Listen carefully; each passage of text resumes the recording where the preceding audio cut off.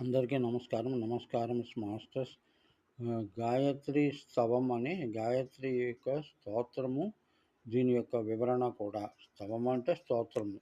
ఓం యన్మండలం దీప్తికరం విశాలం రత్నప్రభం తీవ్రమదారిరూపం దారిద్ర్య దుఃఖక్షయకారణం పునాతు మా తత్సవితుర్వరేణ్యం. సువిశాలమైన కాంతి మండలం ఏదైతే ఉన్నదో అది ఏ రత్నమండలము, వైడూర్యములతో ప్రకాశవంతమైన వెలుగునిచ్చు సవితృ మండలము. ఆ మండలము యొక్క స్వరూపము దరిద్ర దుఃఖ నాశనమును చేయుచున్నది. అంటే బ్రహ్మాదులకు కూడా ఇది కాంతినిచ్చేటువంటి ఈ మండలము గాయత్రి మాత యొక్క నివాసము.